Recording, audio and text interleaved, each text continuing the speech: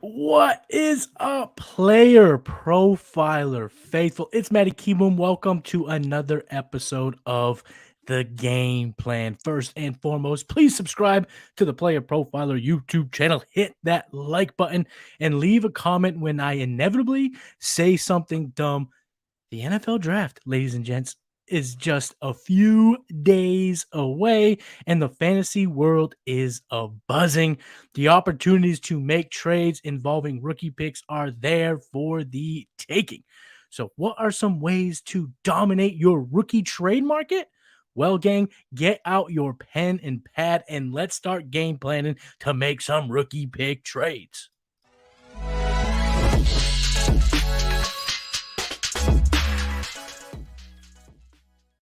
Planners, today I am joined by a very special guest. You may know him as the Mistake Fixer. He is the creator and co-host of Writers Roundtable that premieres right here on the Player Profiler network of shows. He puts out content on his own YouTube channel and is a molder of young minds. I'm talking about the head of editing here at Player Profile and the future Tuesday night champion, fellow new age alpha dog, Seth Diewold. What is up, my brother? Oh, baby, what an introduction. Holy cow. I'm so excited to be here with you. This is one of my favorite times a year. I mean, we are approaching grown man Christmas. That's what the NFL draft is. And we are going to be live in Kansas City, breaking it down for like 148 hours straight. It is going to be amazing. I can't wait to meet you and everybody, all the other Player Profiler guys at the house. It's going to be absolute madness. You have to tune in for it. Mm-hmm. And I can't wait to talk today about one of my favorite things. This is the genesis, honestly, of my whole fantasy football. It was about 6 years ago where a buddy of mine talked to me. He's like, have you ever heard of this Dynasty fantasy football? And then ever since then, totally hooked, obsessed with strategy, obsessed with improving my process. Mm-hmm. And here we are today. I'm on the game plan with Matty Kiwoom. I mean, come on. You're here to tell everyone listening your tips and tricks to mastering the draft day trades using rookie picks. But before we dive into the first segment, my man Seth, first and foremost, I'm excited to meet you too next week. We're going to have to do the woo the second we meet. It's going to be fantastic. But before we dive in, I'd like to surprise the guests with a couple of questions that were not on the show sheet. Number one, how long have you been playing fantasy football? And number two, how would you describe your fantasy management style? Wow, I've been playing fantasy football. I think Cody talks about this too. I was very much in the same vein as Cody when he was a kid. He was drafting in as many of those ESPN leagues as possible, like those random ones. I was doing the same thing, except I was like, before I knew anything, as a teenager, I was in those ESPN mock drafts, the ones that people would intentionally go in and screw up just to be, let's face it, douchebags. I mean, they would just go in there and take Tim Tebow with the first pick. And you're like, I waited in this lobby for 5 minutes waiting for this draft to fill up so I can practice, right? I was looking for practice because I didn't know anything back then. I was just in standard league I was in maybe one or two leagues with my friends, but I've been playing fantasy football for 20 plus years. Dynasty is relatively new to me. I mean, if you want to say that, I mean, it's been has it been 7 years now? Yeah, it's been 7 years. I said 6 earlier. It's either been 6 or 7 years since I joined my first Dynasty league. Yep. But since then, it's just, I've been like, ever since you've done your first startup, and everybody's first startup is their worst, you learn from that, you grow, and you continue. And then, along the line, I found Player Profiler, started listening to the Podfather, and I thought, you know what, I have to get more involved with this. I don't know how I'm gonna do it, but I reached out, became a game charter, and that evolved into me getting into the role that I am now, which is head of editing. So it's crazy to think about what the last 3 to 4 years since I reached out to Matt have been like, and it's unbelievable, and I can't wait to just get better and better and better and evolve my process. And that comes with talking with people like you and Cody and all these other people from around the underworld. You know, we had Jonathan Lang on the Writers Roundtable, and if you haven't read this guy, if you haven't read this guy's articles, I mean, he's been a fantasy football nut for as long as you can think. He's been writing for Player Profiler for a very long time. Writes tremendous articles, and me and him kind of went toe-to-toe with Israel Banakanda. I'm a huge Israel Banakanda fan. He's not so much an Israel Banakanda fan, but these are the conversations I love, right? Yes. I see some people are afraid to disagree in today's world. I'm not. I don't care. Like, come at me with your hottest takes. Okay. I'm going to come at you with that. Like, that's what the round table is all about. That's what Player Profiler is all about.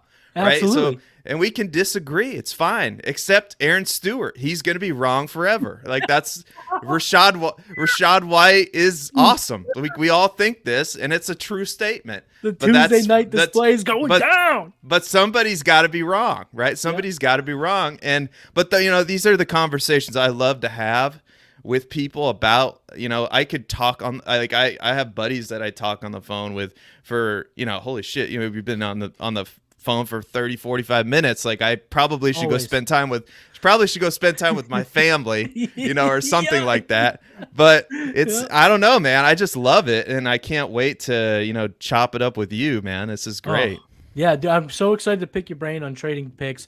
But, it seems like what you're saying is you're not afraid to be wrong. And so does that play into your management style, that you'll take swings, but you're okay fixing them? I mean, you are the mistake fixer after all. Oh, I am a I chase that upside. I'm huge. I'm aggressive, but I'm also when I need something, I'm not like the St. Louis Cardinals. Like, they need a pitcher. They've been sitting on their hands for years. I go try to fix my problems. I am the mistake fixer, right? So we're going to talk about one of your rosters later on, and a suggestion that I have for you. Okay. A mistake, like a problem that needs solving on your roster, but I want to save that for later in the program.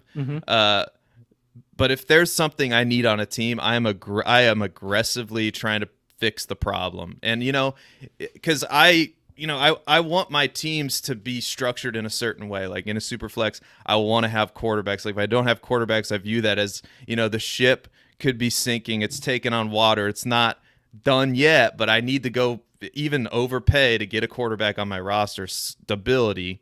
And so there's many ways of going about that, but yeah, no, and we'll talk more about this later, but I am definitely somebody who likes to go out and fix my problems. I mean, I'm the mistake fixer after all. Like, you are the mistake fixer. I'm aggressive when it comes to that too. So yeah, me too. I always say this analogy. I don't even know if it's true. It's just something that Tom said in Parks and Rec. I don't know if you're a Parks and Rec fan. When he talks about, he says, "Ron, a shark never swims backwards." When you talk about after he quit, blah, blah, blah. But I always use that terminology in fantasy. A shark cannot swim backwards. You make a mistake, keep plowing forward, fix that mistake, and don't just sit there and complain about it, because there's nothing you can do about it. You guys are going to want to stick around, because in a minute we are going to jump right in, give some of Seth's tips and tricks on mastering trades involving 2023 rookie picks. But before we do, let's hear a word from the Podfather. People always ask me, hey, what is the World Series of fantasy, or the Super Bowl of fantasy football? And it's easy. It's the FFPC, the Fantasy Football Players Championship. It's a $6 million prize pool. And they've had their Never Too Early Best Ball leagues cranking since February. And so the FFPC is the answer to so many questions. Hey, where's the best place to get a Dynasty Orphan? Well, you can adopt a Dynasty Orphan at the FFPC. That's why we partner with them. If you want to play fantasy football for low, medium, high stakes, seasonal, best ball, dynasty, go to the FFPC. And don't forget, promo code Underworld to get you $25 off your first team. $25 off your first team, no matter what team it is, no matter what format it is, at the FFPC. Go do it.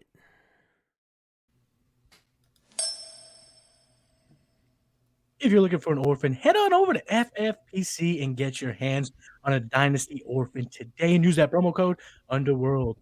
My man right here, Harry Snowman, what's up? See you in the chat. Am I bringing in the big guns for the Invitational? Yes, I am. The roster that we will be breaking down is a roster from the TGIF, the Trade Gods Invitational, so stick around for that. But first, let's get into the big picture discussion.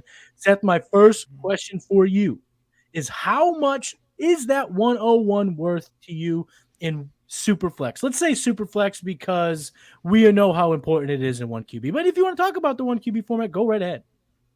Yeah, I think the 101's more valuable in the one quarterback format just because of Bijan. I think it's Bijan and then everybody else kind of. I think no matter what format you're in, it's Bijan Robinson. Yeah. Now, we'll say it depends on your team structure, right? I'm not opposed to putting that 101 on the block. In fact, I've done that in many of my leagues. If you can get a haul for it, go ahead. Because while I think Bijan's good, I think some people are hyping him up to the point where, oh my God, this is Saquon Barkley. I think he's a step below Saquon Barkley. He's going to be really good for your fantasy teams. And in redraft, I have no problem taking him at the back end of the first round, early second round. That's fine. I think he's going to be super productive. But as far as what it's worth, I don't think it's worth enough that I'm not shopping it. I'm definitely putting it on the trade block, depending on what my roster construction is. Now, if I need a running back, and I do this in my leagues, I make a lot of trades. I'm a very active trader. If somehow if somehow I'm a contender and I wound up with the 101, I'm probably keeping it. And it happened in one of my leagues just based on some of the trades I've made. So I'm probably keeping it in that circumstance. But if I have the 101, it likely means I'm a rebuilding team, and it likely means that everything's on the table. And typically everything is on the table for me. And it's also in Superflex because, as much as I love Anthony Richardson, I don't really love the quarterbacks in this class outside of really Anthony Richardson and the upside, and I guess Will Levis too, because Bryce Young and C.J. Stroud just don't do it for me. I like Bryce Young with the size thing. I think that's a huge concern. I watched C.J. Stroud play against Iowa, and I know the Iowa defense it was really good. I know they got some boys over there, Lucas Van Ness, Jack Campbell. Riley Moss, baby. Let's go. Jason Sehorn 2.0. Riley Moss. I mean, trust me, the Iowa defense, I don't want to make this into an Iowa show, but we could. If they only had a quarterback, Matty, we talked about it last night, but we did. We did. Yeah. So freaking Spencer Petras, the bane of my existence, but I'm sure he's a nice guy. He's just not a good football player. But CJ Stroud really didn't impress me much when they played against Iowa. I know they put up a ton of points, but you got to think Ohio State. Look at all those receivers. I mean, Marvin Harrison. I can't think. You're gonna have to forgive me. I can't think. Yes, Emeka, he is. I'm not gonna butcher the poor kid's name, but Emeka, number 2. I mean, he is Super Saiyan Chris Olave, and then he also had Chris Olave and Garrett Wilson. Yeah. So. And on the fit, when you're watching the games, because I've been studying, I've been doing the best I can. I'm trying to improve my process with tape analysis, and just he's the guy. He's the guy that keeps on showing up on tape. So be on the lookout for him for 2024. But these quarterbacks just don't do it for me. I'm not interested. I really kind of the comparisons I came up with for C.J. Stroud was Jimmy Garoppolo, Derek Carr. These are not quarterbacks. Especially, I mean, they're going to be fine in the NFL. Who knows if Bryce Young gets drafted by Carolina in that division? It wouldn't surprise me with some of the talent that they have, especially on the defensive side of the ball. I think their offensive line's good too. It wouldn't surprise me if they, make the playoffs in that division, but I'm not interested in as an NFL team nor a fantasy football manager in getting to the first round of the playoffs and then getting bounced, which is likely what's going to happen. I don't see the upside there. Yeah, I hear you. No doubt about it. It does make sense. That's actually the second week in a row that this sentiment has been echoed. Last week, the Podfather was on the game plan, and he said the same thing you just mentioned, that Bijan Robinson is a win now pick. It is not a rebuilding pick. Historical data shows that these running backs, even if they are elite, their shelf life can be vastly. You can have a lot of ups and downs in just 3 years. So if you're game planning for 2 years out, going with a running back at the 101 certainly seems like it could fall apart in your face. You talk about CJ Stroud. How concerned are you with this S2 failing, essentially a 13th percentile mark from a cognitive test, the S2 test for CJ Stroud? You know, I hate to put too much emphasis on that because I put a lot more emphasis on what I've seen on the tape and what he's done so far to this point. Now, is it going to be a big deal for some teams, and is it going to affect his draft capital? It certainly could. It certainly looks like it's going to. Yes, it definitely feels like it, yeah. Yeah, so, that's going to be, if he falls, that's going to be really interesting. It's going to be an interesting story to monitor. Outside the top 10 is possible. Yeah, so if that happens, man, oh man, what the guy that we were talking about as the clear away, I mean, we were talking about on the round table like it was already set in stone. He's the number 1 overall pick to the Panthers. Lock it up, because I think their quarterback coach was comparing him to Joe Burrow, and yeah. So and now you're potentially talking about falling out of the top 10. What a fall from grace! But until we'll see, I'll believe that when I see it. I still think some team. I mean, my Bears. I'm hearing a lot of noise that they're looking to trade. That's from David Kaplan, was on a show that I love to watch, The Tape Never Lies, on YouTube, and he was saying that the Bears, I mean, if Stroud does fall to number 9, I guarantee you, if there's some team, like let's say it's the Reds, or not the Reds, sorry, not gonna use that name, the Commanders, good catch, or the Buccaneers, or who some of these teams that may not have. I mean, who would have thought that Justin Fields would have fallen as far as he did? I didn't at the time. Yeah, I did. Yeah. So I was in my basement watching that draft, just in awe. But not to go down that road. But it's something that could happen, and the Bears are. You watch the Bears are open to trading that 9 pick and moving down again. They so. Could. Yeah, get and so get them going. Yeah, so if Stroud is available there, which he could be, look for that on draft day. But I would have a hard time seeing him fall out of the top 10 at this point. Mm-hmm. And I don't mean to cut you off here, but there is a massive potential breaking news out there. So in the chat, if you can go ahead and find this to see true or not, it seems like Derrick Henry is about to go to the Philadelphia Eagles. Oh, baby. Mommy, I'm scared. That is scary. So, chat, you get on it, see if that happens. We won't get into it. We got a whole lot of stuff to talk about, but I just had to get off my chest. Now, my man Jamie in the chat says he has the 101, the 103, the 105. What do you think about taking Bijan, JSN, and then whatever quarterback is left at the 105? I love this, especially if your team is ready to win now. Love that strategy. What do you think about that, Seth? Yeah, I love it too. I think Bijan's for sure your 101, and then hopefully, I've seen and I've been a part of mock drafts where I am taking JSN at the 102. So hopefully he's available for you at the 103. I'm guessing he will be in a super flex league. I'm assuming that's what we're talking about here. But yes, and then at the 105. I'm guessing Will Levis is going to be there. That's probably who I would be targeting, or Anthony Richardson if Bryce Young goes at the 102 just because he's the number 1 overall pick. That's a bad process move in my opinion, but it could happen. So you could just leave this draft with how you're set up with Bijan, with JSN, and with the best quarterback and Anthony Richardson in the draft. So that if that happens, which is definitely on the table for you. Boom city. That would be amazing. Yes, Bijan, JSN, QB. So let's just call it Will Levis. Man, that is a haul that should help you win now and win for years later. So I'm with you 100% Seth. So Jamie, make it happen. We're talking about draft picks. Let me ask you this general question. What is your approach to handling rookie picks? Do you like to acquire them? Do you like to hoard them? Do you flip them? Do you get rid of them for win now players? What's your overall thoughts on just how to handle rookie picks?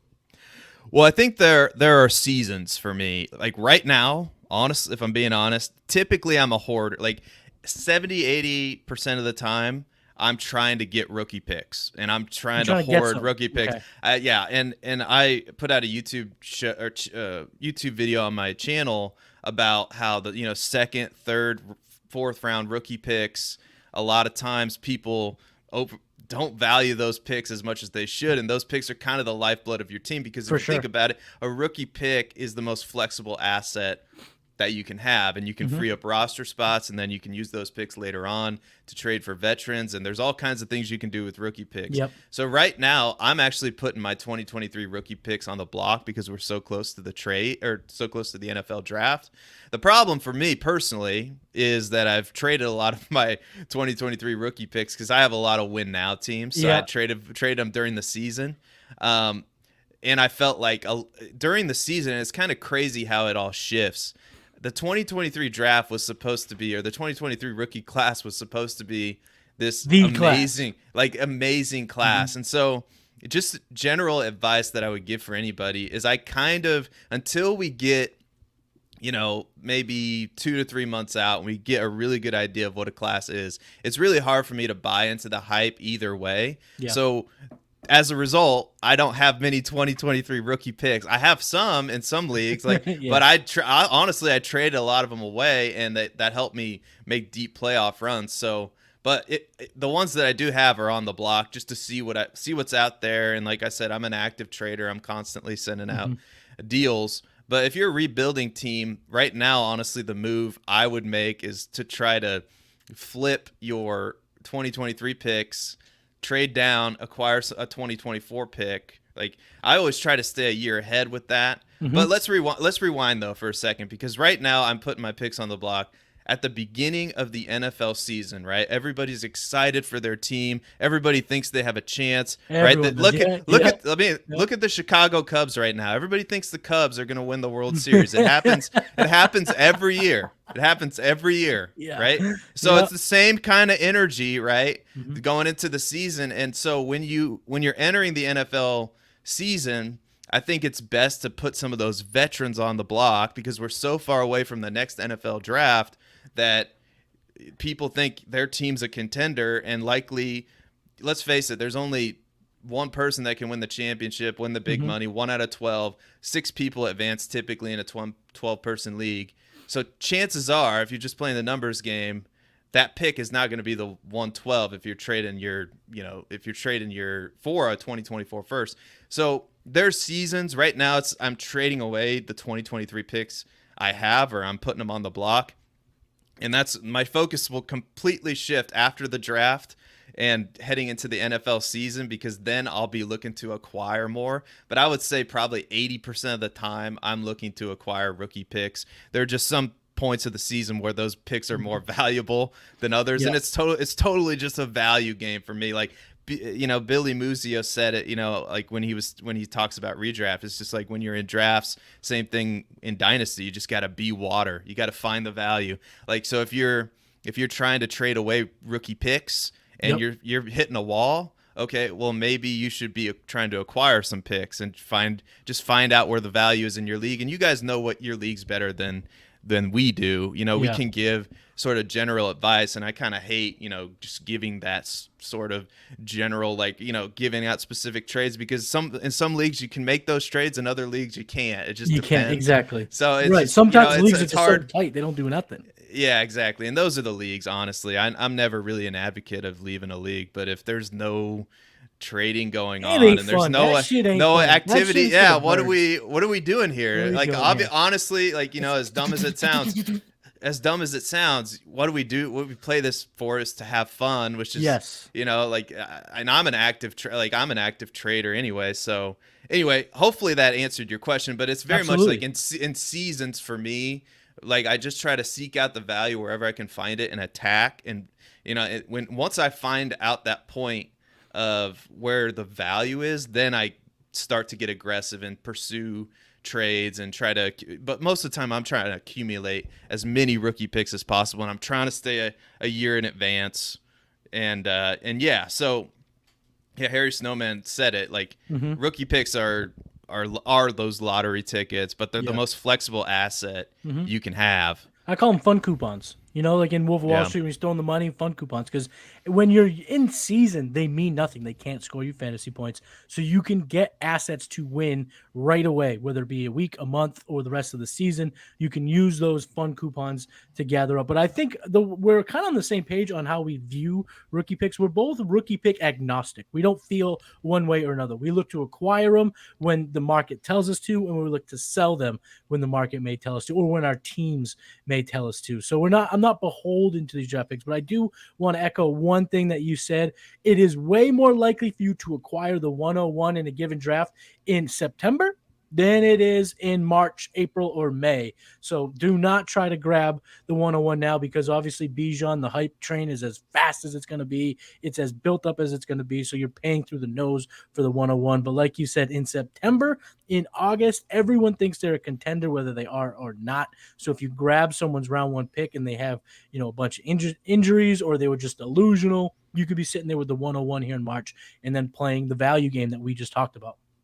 Now, let's just say all these picks you put on the block, you ain't getting up for them. They're not biting. They're low balling you. They listen to the game plan. They're telling you, Seth, piss off. We're not paying the price that you want. Is it smart process to use those picks to move up and get your guy, or do you like to let the draft come to you? I think it totally depends on where you're at. If you're a rebuilding team, I think it's probably a mistake to move up.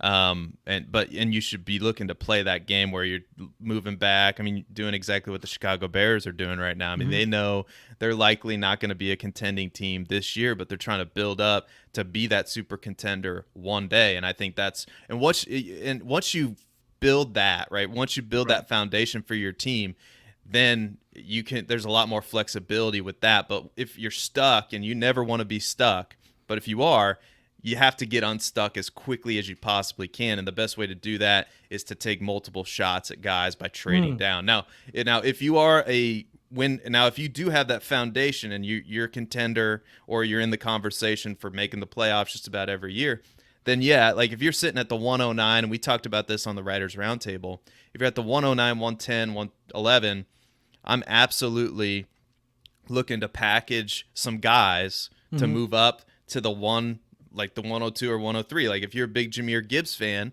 or if you're in a super flex and you need a quarterback, let's say you were counting on one of these veterans, or maybe you have two on your team and you're not sure the outlook of him. Let's just say there's some uncertainty there. Then you absolutely, I'm looking to package some picks, consolidate some roster spots to move up to get a difference maker, perhaps Anthony Richardson or Will Levis. Those would be the two guys, if you need a quarterback in a super flex, that I would absolutely move up to get. If you're a contending team, if your roster's constructed the right way, where you feel like obviously you have the 109 or 110 or better, you made the playoffs, so your team's good. So so to answer your question, it kind of depends. But if you cannot make a trade like that happen, and let's say you're at the 106, 107, it's kind of like where you don't want to iffy spot in one QB. That seems to be it's 110 in Superflex, 107, 108, 106 in that range, depending on how you feel about a Charbonnet, Zay Flowers that you might be looking to back up. Yeah, you have to just do, and this is my philosophy in life too. So you're getting life lessons. Ooh, a little nuggy. I love these. You're getting life lessons, and you're getting dynasty lessons here on the game plan tonight. So all you can do is make the next best decision that you can make, because nobody can predict the future, right? We can give it our best guess based on tape analysis, based on rookie profile, based on all this information that we have, right? And obviously the closer we get to the draft, the better we figure out, like CJ Stroud we just talked about is like the clear 101 2 months ago, and now he might be falling out of the top 10. So it's just crazy how much this stuff changes. And if anybody tries to tell you, oh, I have all the answers, you got to follow and subscribe, all we can probably do is give you our best educated hypothesis. Good process is all that matters. And so if you are stuck in a single quarterback league at the 106, the 107, you probably have to take Charbonnet, depending on you probably just have to take the next best guy that's going to help your roster. Maybe you look to trade him later on if you're not the biggest fan of that guy. Now, if Roschon Johnson gets the draft capital that I think he can get, then he's absolutely in play in a single quarterback at the 106. Spans that a little bit, for me. But in your leagues right now, Roshan Johnson, you can get him at the 206 if you have the 206, most likely. Not in a draft with us. No, but, not anyone not, from Player Profile. If you would Player Profile at all, you got to take him as the number 3 or 4 running back off the board. Yeah, so we were talking about this on the Writers Roundtable, right? So you're going to see some crazy things happen with landing spots, right? There were leagues I was in last year where I was getting Breece Hall at the 102 in Superflex. So they were taking the quarterback ahead of Breece Hall, which I was like, thank you very much. I'll take Breece Hall. Garrett Wilson, give me him. Yeah, Garrett Wilson was slipping to the 106, 107 routinely. I think he went 109 in my home league. Yeah, so that's a point there where we think it's going to go one way, and then the draft happens, and then people overreact to that, and then, like I said, you're just making the next best decision. Yep. Well, Garrett Wilson was the 103, 104 before the draft, and now I'm getting him at the 106, 107, 109. Holy cow! Like if you can make him, sometimes that's maybe the best decision to make is just to stay there, so it just kind of depends. But if I'm a contending team, I'm aggressive about moving up to try to get a difference maker, because you can only start, it depends on your league, like 9, 10, 11 guys, and I'm more prone to go up and get a difference maker if I can only start like 9, as opposed to like some of these crazy leagues you're in where it's like start 12 or 13, where then I'm like, okay, then if I can start more guys, you need volume. Yeah, then I need more volume. But if it's like start 9, then I got to go up and get JSN. In this class, I think is one that kind of dictates a little bit more aggression, because you want Bijan over the class, you want JSN over the class, and at quarterback you can kind of wait and see. That's kind of the luxury that we have.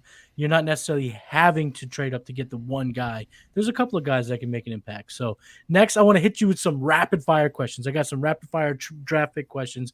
Let's start helping these fine folks game plan for their rookie drafts and if they want to make some trades. So what picks in round 1 or 2 are you actually trying to trade for?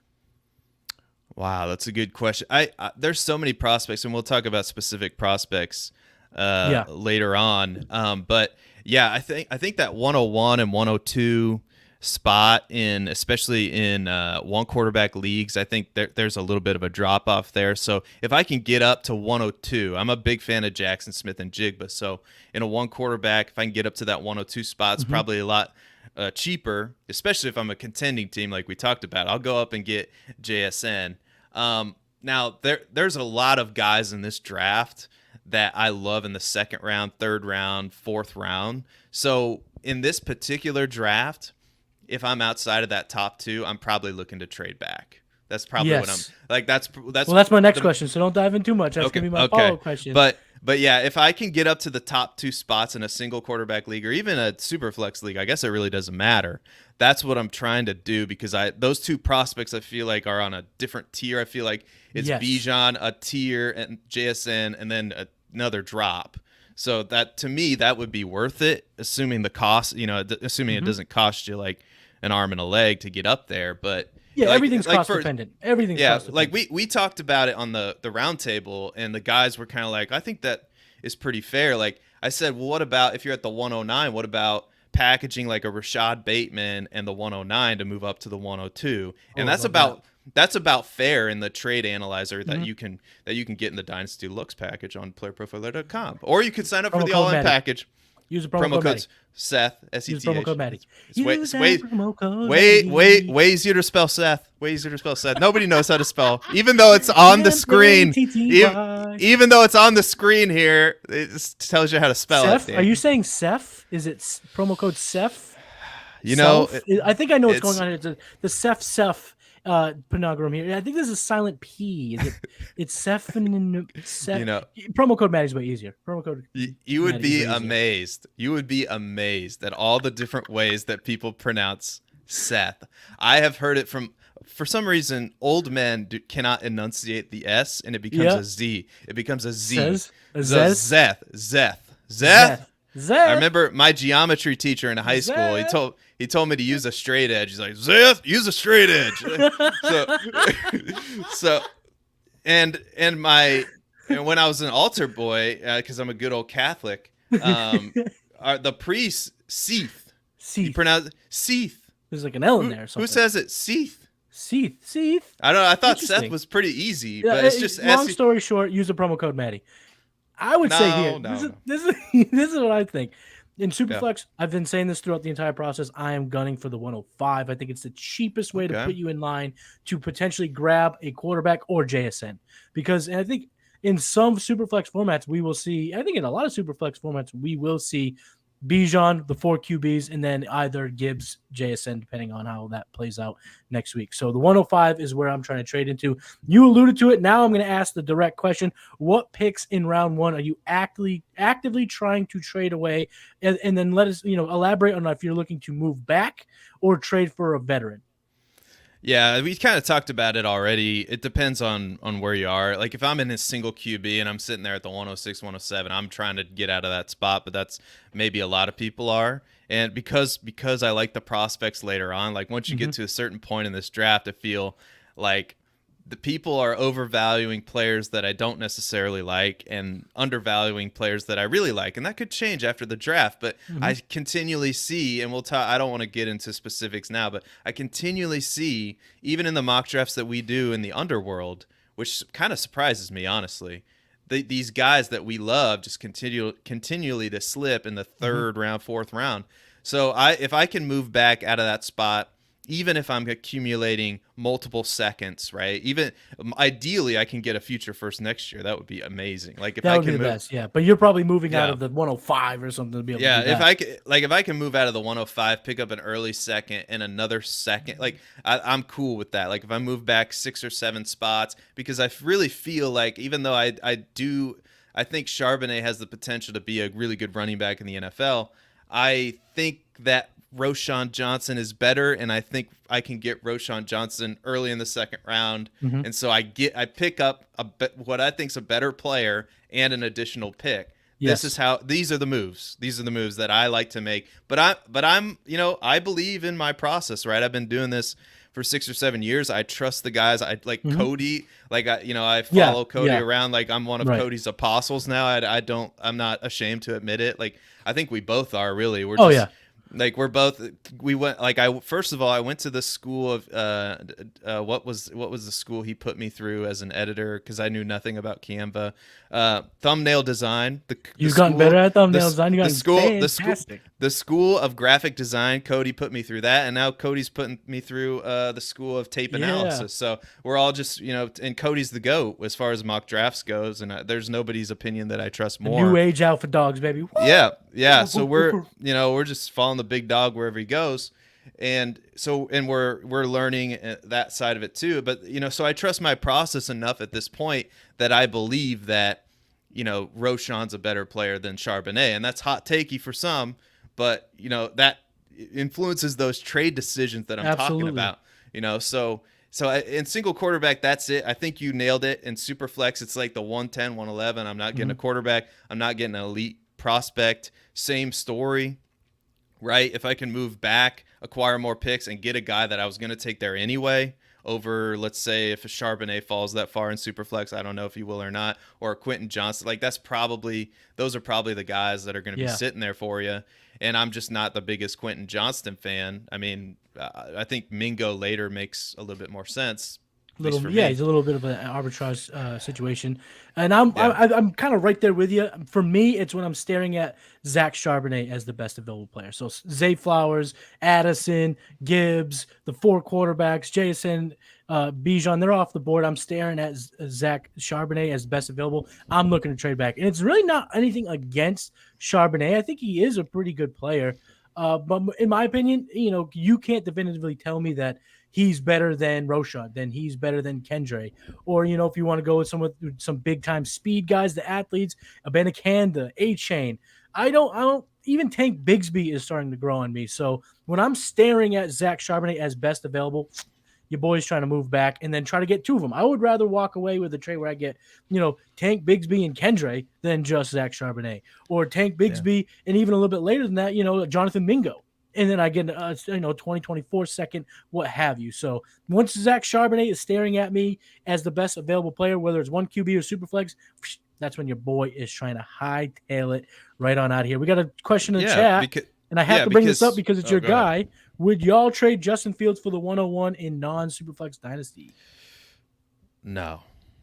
I would. I mean, well, non-Superflex. Yes. Yeah, I would.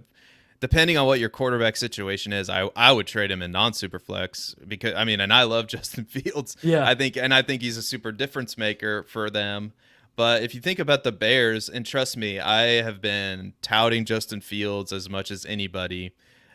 There's, let's say they trade down from 9, because I think that's a real possibility on draft day, that let's say CJ Stroud does fall or Will Levis falls or craziness can happen. And there's a team that wants to trade up for a quarterback. Guess what? Guess who's sitting at 9? Who's open for business? The Bears. The Bears. And so what's it going to cost for Washington to move up from 16 or wherever they are to 8?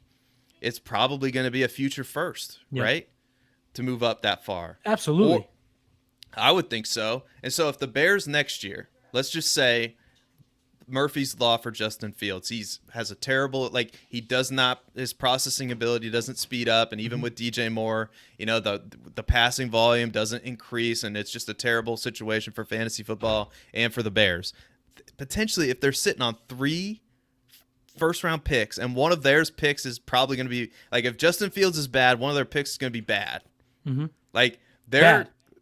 So they're going to be in the market. They're going to be open for. They're potentially, they could be in the market for a quarterback for the Caleb Williams Drake May sweepstakes, right, in 2024. That's how quick this stuff changes. So that's why you just got to seek out the value where you can find it. And if you can trade Justin Fields, assuming you have another competent quarterback, or you can get another competent quarterback on your team, I would do that for Bijan. Again, it depends on what you got going on there on your team, but I think I'm doing it for Bijan regardless. Just quarterbacks are just not that valued in 1 QB. Obviously, the elite guys are, and Justin Fields might be that. But I'm trying to get Bijan because the running back position in 1 QB is just massive value, massive value, and he's the most hyped prospect dating back to Saquon Barkley. So I'm definitely making that trade. So we talked about where you're looking to move up, where you might be looking to move back. Now let's talk about a couple of players here. We got some rapid fire questions, so let's keep this bad boy going. Who are some of your favorite targets in round 2? Oh, I think people who have been watching Mock Draft Live know my affinity for Marvin Mims. Jonathan Mingo's also grown on me. I was just watching some film before I hopped on when he was playing Alabama. It's and we'll talk more about this later when I get to my bold prediction. There's a little tease there for the people. But in the round 2, and running backs like Tajay Spears, Israel Banakanda. I can't get over Israel Banakanda, the combination of size and elite speed and athleticism. Now, is there some work to be done? Is he the perfect prospect? No. If you get the rookie guide, the 2023 rookie guide, you can read all about it. His weaknesses are vision and, being decisive with his cutting lanes, and if it's not blocked up sometimes he struggles, which, in the NFL you're going to have to learn that for sure. But there's no doubting the athletic profile and potential of an Israel Banakanda, and I think some NFL teams are going to take note of that. And I think at this point, I think there's more of a chance he goes in day 2 than not. That's is my opinion. So, and according to our mock draft index, he's at pick. It would be outside of. Well, no, that would be round 3. He's at 95, right? So that would be still day 2 draft capital though. That's nice. We'll take that for a guy like Israel Banakanda. I mean, we're looking at running backs now. They're not riddled in the round 1. They're kind of smattered between pick 35, 45, and then maybe another one at the back end of round 2. But then round 3 is the new round 2 when it comes to running back. So if Israel Banakanda, Tajay Spears, Tank Bigsby, Zach Evans, Marvin, Kendre Miller, Roshan, we're looking at 35 all the way through the 3rd round. That we're looking at some nice value there. So I like those players. If you want to get a little bit more of the players we love, make sure you're tuning in to Mock Draft Live, and do not miss Mock Draft Mania going down in Kansas City for the NFL Draft Extravaganza that Player Profile will be at. So if you want to get a little bit more thoughts on where we're at and for the draft, tune in to some of those episodes because we go deep. Speaking of deep, Seth, tell these people listening, what are some of your late round 3, round 4, round 5 super sleepers? If you don't know the name Xavier Hutchinson, you should go to YouTube, type in Xavier Hutchinson or Iowa State versus or Xavier Hutchinson versus, and you'll see a receiver that just finds a way to get open and catch balls and make big plays. And I know he doesn't have the athletic profile that we're looking for, 4.5 speed, right? But 4.5 speed is good enough for me. I think Cooper Kupp ran a 4.6, and and I know Cody's compared him to Adam Thielen. But I see a little Amon-Ra St. Brown, a little just the ability to just get open, and he's got that size at 6'3". That's kind of rare in this class. I couldn't be higher on Xavier Hutchinson, especially where you're going to be able to get him in rookie drafts right now. I mean, in mock draft live last night, I got him in the 4th round of a single quarterback league. Right. And at that price, I'm all in. Like you could get a potential, in my opinion, he's a potential wide receiver too for your team. Lock and load him, upside year after year after year. And I think there's a chance that a team like, I mean, it just makes all the sense in the world for a team like Minnesota to take him as an Adam Thielen replacement. I mean, that's what he is. He's right in their backyard, right? Iowa State, it's kind of in that neck of the woods. Makes a whole lot of sense. We got in the chat here, Hutchinson or Parker Washington? Hutchinson for me. Me It's too. pretty It's pretty easy. That's pretty easy. And that's nothing against Parker Washington, because I'm a big fan of Parker Washington too. He's on my list as well. But yeah, that's the problem, is when now that I'm not that I'm gaining any notoriety at all, but when people are in drafts with me, they know it's like, oh, Xavier Hutchinson. So we'll see. But some other guys real quick. Jaden Reed, I love. Trey Palmer, Michael Wilson, and it's super late, right? Charlie Jones, Andre Yashovis are some of my favorites. Yep. I took Deneric Prince in the 5th round last night, and that's a dart throw that I'm willing to make in the 5th round all day, every day. And I can't go through, but potentially now he's rising up at tight end from Iowa. But my guy Sam Laporte. Sorry, I had to do that. You said it, and it's like Tourette's. Yeah, I completely understand. But Sam Laporta, Cody took him in the 2nd round of a tight end premium single quarterback last, but he's fallen to the 3rd round in many of our mocks. For sure. Those are some of my guys on my list. I gave you my whole list there, so there you go. Those are now just you can exploit them favorites. next time you hop in a mock draft with us. You can So Aaron Stewart, Seth's guys. Aaron Stewart, if he's out there, that no good son of a gun. We got something on him in a minute. We'll save that for a second. One name that I'm going to add, because I've been an Andre Yoshivas fan, but a kind of similar archetype type of player that I'm going to be very interested to see if he gets drafted, and if he does, where. Matt Landers, wide receiver from Arkansas, 6'4", 200 pounds, ran a 4.37. He had a 96th percentile speed score and a 92nd percentile catch radius. His best competitive player is Robbie Anderson, chosen Robbie Anderson. I know that doesn't sound appealing, but Robbie Anderson was fantasy relevant for a group of years, 2 or 3 years.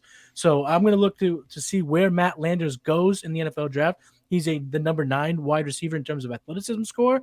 So if he goes to a situation, even if it is in the 5th or 6th round, and there's a path to targets on that roster, I will be taking shots on Matt Landers late in drafts for sure, because he's been growing on me throughout the process. We got a question in the chat real quick.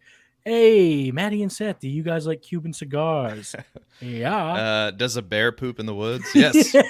Yes, I do. A little glass of bourbon, a little cigar. There's hardly anything better, man. Oh, you are talking my language. Now, Seth, it is time to hit us with your bold take for the NFL draft next week. I really think, and I know Quentin Johnston is, he's supposedly the guy with the size and the profile. I really think that there's a chance that Jonathan Mingo gets drafted ahead of him, because I was watching Jonathan Mingo. You watch him at Ole Miss, and I was watching the Alabama game, right? It's like they use this guy kind of like Deebo Samuel, sort of. I mean, they line him up in the backfield. He's like motion. I could see a guy like Kyle Shanahan. I know that the 49ers don't have any draft capital. They traded all away, but for McCaffrey and others. But I could see them loving this guy. Like so. Mingo, yeah. Mingo, and he's just he's big. Like I don't know, man. I just feel like he's a little bit more versatile in his game. Seth, So Zev, so yeah, Zed, yeah. Zev, he's so versatile. Yeah, and so I really like Jonathan Mingo. I just drafted him in a startup in like the 15th round. I just couldn't believe it. But I also think as much as this might pain Cody, I think there's a world. I guess it's C.J. Stroud now, but I think there's a world where a quarterback falls. Maybe that's C.J. Stroud. I wasn't aware of that news. Yeah, his brick is pretty. He's got a brick attached to his draft value. It's sinking. All right. So that's probably the quarterback that falls. I figured like one of these quarterbacks would, but I think Xavier Hutchinson too. I think some NFL team is gonna fall in love with him, and I like that. That would be my bold prediction. I think the Vikings in round 3 just makes so much sense, and I think he's gonna get higher draft capital just because of what I've been seeing on film, and I just don't think there's any way that I just think some NFL team's gonna see that. If I'm seeing it. I think some other NFL team's going to see it, and I just couldn't be a bigger fan of that guy. I can't hype him up enough. Okay. I love that guy. Love it. Love the bold takes. Now I got a bonus question for you. Mock Draft Mania is happening next Friday. I believe it's Friday in Kansas City. We will all be there. We are taking each other on. You are partaking in the main event. The Tuesday night championship is on the line. The Mistake Fixer versus the Tuesday night display, Aaron Stewart. Is there anything you want to say to Aaron Stewart right here, right now, ahead of Mock Draft Mania? Yeah, I have so many things I want to say to Aaron Stewart. First of all, where have you been, buddy? Where are you? I mean, it's like you sent your job boy Jack Kavanaugh after me, and he took the 101, and he still couldn't beat me. So I think you're running scared. I think you and your scarf and your tie and your nice, clean, polished look. I think you've ran for the hills, but it's okay. It's all right because. Can't run on Friday. As you mentioned, there'll be no running and there's no hiding on Friday morning after the draft. All we're going to be doing is mock drafting, and in the main event, there's not a question in my mind that the New Age Alpha Dogs are going to take home the mock draft tag team championship, and that Seth, the Mistake Fixer Diewold, is bringing home that Tuesday night title that never left my side. It never left my side, and it's never leaving my side ever again. So Aaron Stewart, there'll be no place to run, no place to hide. We will see you Friday night. Let's get it. I'm ready. I could do it right now. I could beat you any place, anytime, anywhere, 8 days a week. I mock draft for breakfast. And I'll be mock drafting for breakfast on Friday. So stay tuned for that. Oh, man, if you want to watch that, which I can't recommend enough, we've been building up Mock Draft Mania for weeks now on Mock Draft Live, and we are excited. The New Age Alpha Dogs looking to go 2-0 and bring home both belts, so be on the lookout for that next week. Now, Seth, that concludes the first segment where we're talking trades, but you want to do a little Dynasty roster breakdown real quick? Of course. Yeah. Let's do it. So we have here is a roster that is part of the TGIF, the Trade Gods Fantasy Invitational, that my man Jason Allwine and I kicked off this year. And so we're just going to talk really quick about this roster. At quarterback, Geno Smith, Sam Darnold, Jared Stidham, Breece Hall, Tyler Algier, Kenneth Gainwell, Zach Moss, Benjamin. You see what this team manager is working with. This is a 14-team PPR Superflex tight end premium. So my first question to you, Mr. Mistake Fixer, is what are your initial thoughts on this roster? Well, you got some pieces I like. I like Breece Hall a lot. I think you've got some high upside, really risky guy. Like this is just like my kind of like. This is probably a tweener, like kind of like a rebuilding / productive struggle. You've got some picks, like you've got 2 2023 firsts. Mm-hmm. You've got the 103, which is going to be very important for you. Because you're going to need a quarterback. I love that you have Sam Darnold. I think there's a non-0% chance that he's the starting quarterback for them this year. I mean, that might be a little hot takey, but It's possible. And at that 103, and I was gonna bring this up. I don't know if this is a good time to do it. I would actually, with that 103, depending on who's available, I think you probably have to use that on a quarterback. I would assume. I would think so. I would assume that's your plan. And if you don't, if you're like I need somebody who's going to give me production now, which I could totally understand, especially in a 14-team super flex. Well, that kind of changes this a little bit, but trading for a guy, like maybe packaging that with another player or another pick to go up and get some, or heck, the 103, I mean, you could probably trade that straight up for Daniel Jones and maybe get like an extra something on that, on top of that, right? So you could definitely make a move like that. But just assessing this roster, I would say you're in a good spot. I like Cole Kmet. He was the tight end 8 this year. I think he's very underrated, even in an offense that's not as pass heavy as we might like. But I like Drake London, Rashad Bateman, Wandale. I think you're in a good spot. I think you're in a decent spot here. Yeah, that's my initial thoughts too. Coming out of a startup, you can't always hit a home run at the draft. Some people do, some people don't, most don't, because this league in particular was 14 sharp drafters, so everyone's team is within a certain range. There's really not many outliers one way or another. And this team's put themselves in the thick of it. You have one quarterback that you can start on your roster now, and the 103 will perceivably be your second. But you've had this roster's like riddled with some really good young players: Breece Hall, Drake London, even Chikakonkwo in tight end premium could prove to be pretty valuable. You got 3 picks that will be sought after in this rookie draft, so you could, whether you make them or trade them, you kind of have some flexibility there. So I'm with you. I think initially this roster is probably towards the middle of an overall, when you see this roster, yeah, it's kind of in the middle. But I know a little bit more context of this league. This is a little bit more on the better side of the middle ground, where I think a productive struggle could be in line if there's an injury or such, but that's okay. You can figure that out. Now, my next question for you: if this is your roster, what players are you holding on to that you're not trading away, if any? There's a couple, and I was looking this up on the old Player Profiler website. Just kind of trades. Like, I think you got to hang on to Rashad Bateman. I think the upside's way tantalizing for me. I mean, like, and if you look at some of the trades that have been made for Rashad Bateman, and like just in the trade analyzer, the trade finder rather, pardon me. Rashad Bateman for the 205. I think I'm taking Rashad Bateman there. Another trade, the 202 for Rashad Bateman. Rashad Bateman, no doubt. Yeah. Rashad Bateman for David Njoku in granted, it's a tight end premium, right? In one of the safe leagues, ultra tight end premium, but still, I just don't think that you're getting enough for Rashad Bateman and the potential upside that he has. Another guy that I think I'm hanging on to is Cole Kmet. Cole Kmet is going to be Cole Kmet's going to be a free agent this year. I know they signed Robert Tonyan, but they signed him to a 1-year deal. So the Bears are going to have to make a decision on Cole Kmet.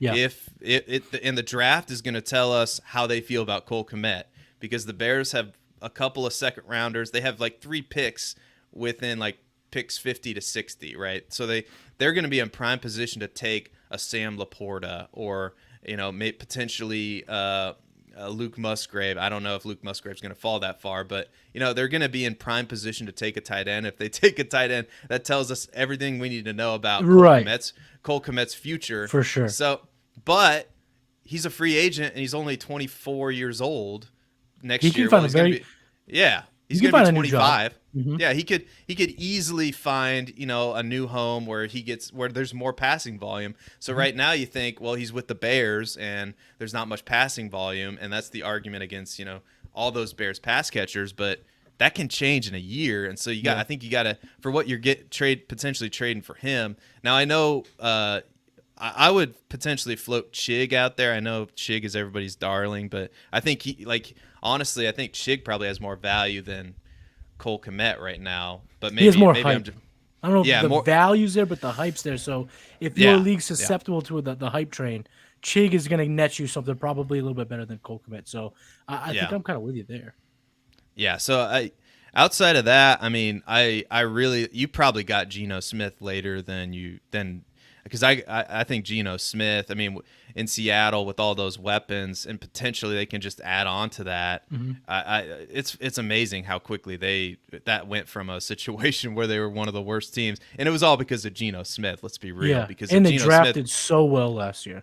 yeah, it's unbelievable Such a how great Seattle draft they had. how Seattle can have these just amazing drafts, and then these then they just, it's like they swing for the fences every year, and sometimes it works out and sometimes it doesn't. But I can't help but respect their process. But yeah, those are a couple guys, and I think you got to hang on to Terrace Marshall too, because he could be something finally in that Carolina offense, because there's just not a lot of they add Adam Thielen, Sharp. yeah. It could be Terrace Marshall.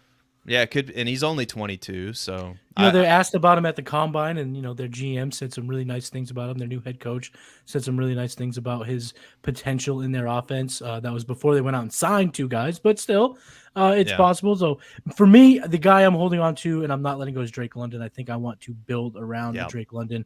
I think he has a chance to take that next step in this year. And then if we're looking at a quarterback upgrade in the next 2 years in Atlanta, holy cannoli. Drake London showed that he can handle volume. He had a 30% target share last year, one of the best in the leagues, if not the best. The volume just wasn't there. So a better quarterback, or if Desmond Ridder takes a step up, that seems theoretically should be enough to get the volume Drake London's way. So I'm holding on to him. Now, we've talked about draft picks, rookie picks all show. So with this roster in mind, how are you approaching these rookie picks in 2023? So he's got the 103, the 110, and the 212. How are you approaching it? I'm probably, because you need a quarterback, and I don't really like the quarterbacks in this class.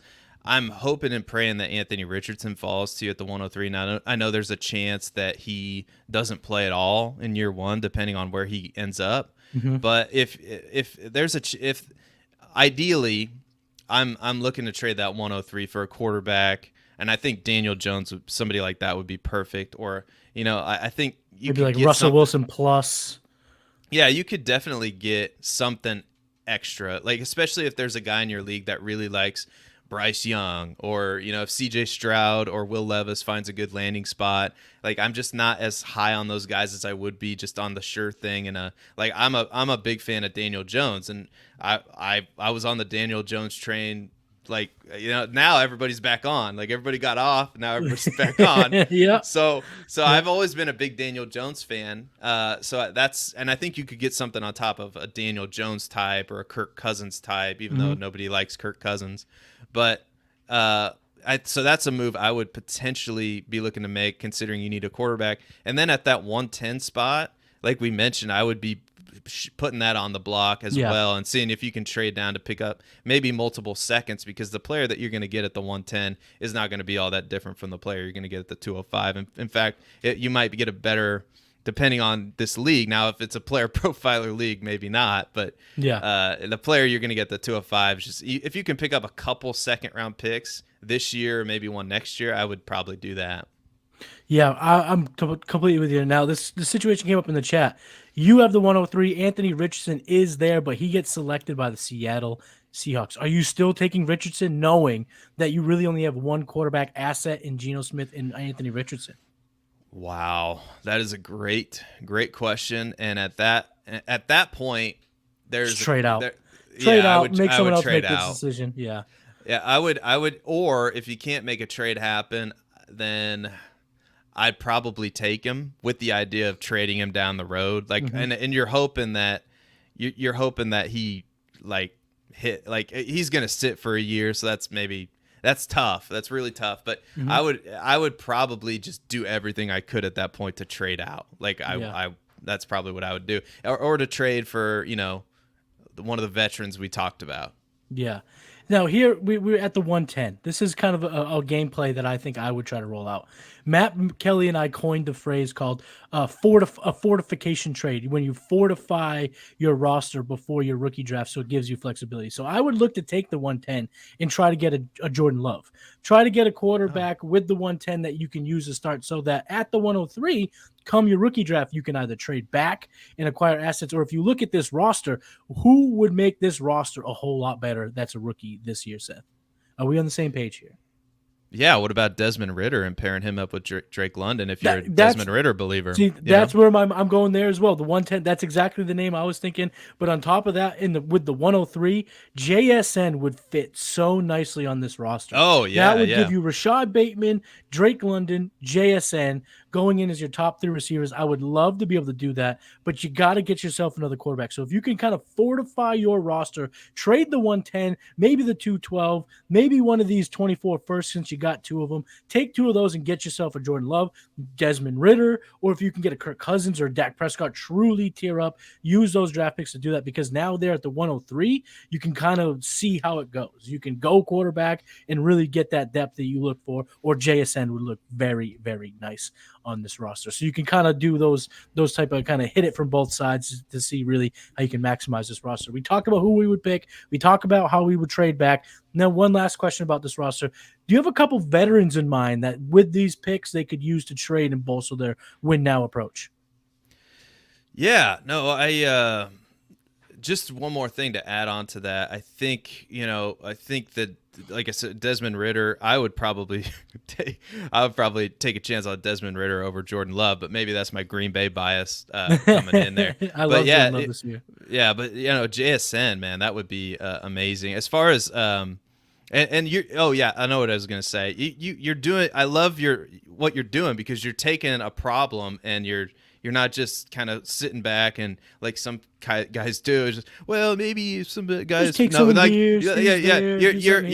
attacking the problem. You're saying, But we talked about the beginning of the show. We're coming fixing full mistakes. We're coming full circle, and you're fixing a problem on your roster. And honestly, it's probably because I love how this roster is structured too, because you got running backs are the majority of your team, which it should be, right? I would even consider maybe dropping like one of those wide receivers and adding another running back. But anyway, to each their own, right? It's what it is. Where I'm splitting hairs here is what I'm doing.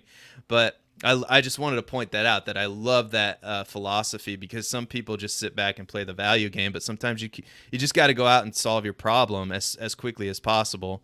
Some veterans, to answer your question.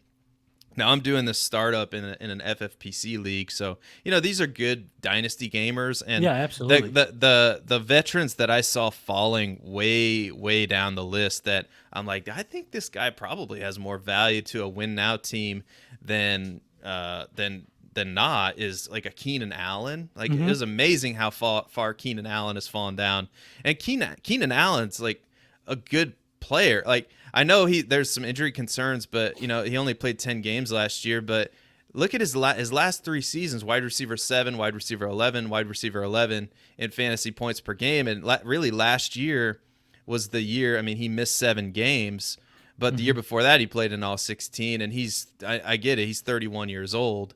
But I still think he's in that offense, and they seem committed to him. Another player, DeAndre Hopkins. DeAndre Hopkins is another one of those guys in a similar vein. And another one person's like, I don't know if this just makes me crazy or if I don't know, man. But one person's trash is another person's fantasy relevant player. So like it's like right. Whenever it's just my instinct, and I don't know if it's right or wrong, but it's just my instinct in general to, if there's a player that just everybody hates, it's like my initial thought is Mike Gesicki. And I know we're really high on Mike Gesicki on the round table. Like both Matt Babich and I are really high on him. Shout out Matt. But he found this supposed terrible landing spot. New England always just burns and destroys anything that we love in fantasy football. So seemingly, but he's it's only a 1-year deal, and if I think he can still be productive there, even with Hunter Henry, and he's just being undervalued and undersold. Right now, and going way later than he should. And then Noah Fant is another. If you need a tight end, like. He's in Seattle with all those pass catchers, and I know there's the law of conservation of targets that we talk about, but you can't tell me that he's not going to have his weeks and that he's not worth going out and acquiring. And he's super athletic kid too, younger player, and I don't know what Jacoby Myers has to do to earn respect, but he went in the 14th round of this super flex tight end premium startup, and he's going to be a wide receiver 2 this year. He's been on the cusp of being a wide receiver 2 in New England. in New England, the place where that everyone hates for fantasy football. Everyone hates it. Yeah. And he was I think he was wide receiver 29 in fantasy points per game. He's in top 30. So he's gonna, in this offense with somebody, he's from Josh McDaniels, Jimmy Garoppolo can't throw the ball past 15 yards down the field, so we know he's just gonna be a PPR monster. So I really, those are a few names that just I wrote down here. What are some guys that you like, Matty? So I'm not really targeting a whole lot of running backs, given what he's got there already and what he could pick up in the draft. So I've kind of concentrated on receiver, and two names that came to mind were Juju Smith-Schuster and Tyler Lockett. Tyler Lockett will perpetually be pushed down a lot of people's fantasy ranks, but you could get that stack going with Geno Smith, and I think that those type of guys would be a really great addition to be your wide receiver 3 going into your rookie draft. And then if you can come away with a JSN, now you got some dragons here to score some fantasy points and try to hit that win now approach. Because I think, guys, as we get closer to the season, like as Alvin Kamara gets that suspension put down, as we see aging guys have rookies injected into their offenses, Dalvin Cooks, Derrick Henry's, all these guys are pushing 30, 27 older. There are going to be some rookie running backs taken in the 4th or 5th, maybe in 3rd round. So it's going to depress their value. That's when I'm attacking the running back position if I'm trying to win now. But as of right now, I'm looking to get Juju Smith and Tyler Lockett to be a nice, cheap wide receiver that you could slide in here and really start to bolster this roster going into the season. So that is our roster breakdown. Seth, that was fantastic information. I hope they're watching so they can check it out.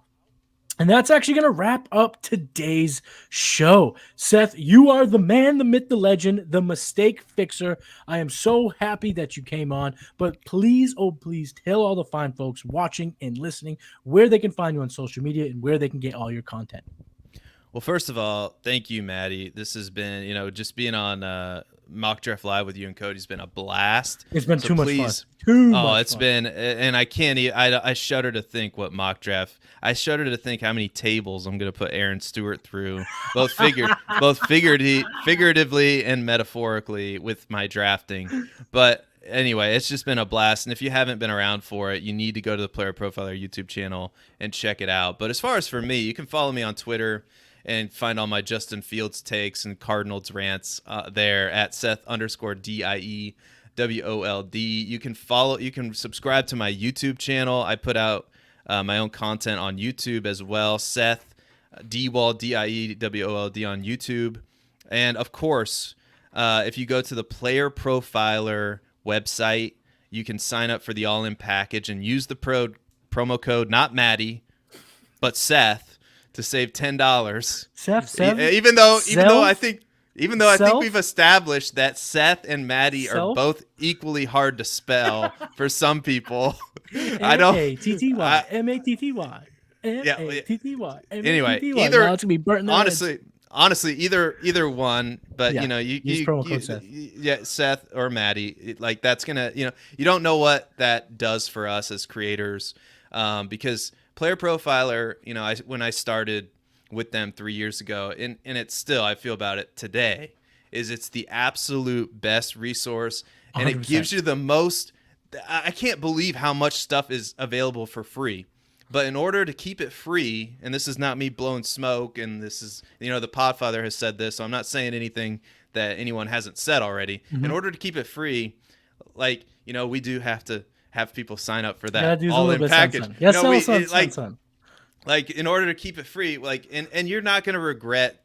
I know it's $135, which is a lot of money. I get it. If you use that promo code, it's going to be a little cheaper. It's going to be cheaper, and I promise, if you're in multiple Dynasty leagues, if you play DFS, the tools are going to help you get to the playoffs, win championships, and it's going to pay for itself. I promise you, I was a subscriber to it as well, and I definitely paid for itself for me in those areas, and it's just a fantastic website, a fantastic resource.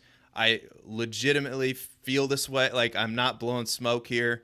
It's the best thing out there, and it's really not even close. So please go sign up for that. Promo code Seth, not Matty. Save $10. So anyway. Let's do it. Yeah, and even if you play redraft, it's going to help you win a couple of your redraft leagues, and then it's going to pay for itself. But that's going to be a wrap on the latest episode of The Game Plan. Make sure you like this video and subscribe to the Player Profiler YouTube channel. Leave a comment and boost this show's YT algo. Help your boys out. Please follow me on Twitter. I'm at Matty Kiwoom. Follow the Player Profiler TikTok accounts at Player Profiler _NFL, and I think it's Profiler News. Jack has his own TikTok feed because you know he's the new Adam Schefter, breaking news, and this is the time that you want that news fast. And if you love fantasy football, which I sure know you do because you're watching The Game Plan, be sure to join the Player Profiler Discord channel where me, Seth, and all the members of the Underworld are talking fantasy 24/7. So keep game planning, my friends, and I will see you next week. Peace. Hey, you like that video? Be sure to subscribe and activate those alerts so you get notified as soon as new videos drop. And be sure to check out PlayerProfiler.com. We have all the tools for you to dominate every type of fantasy league. We have a draft kit, Dynasty Deluxe, data analysis, DFS Dominator, and don't forget the player rankings to rule them all.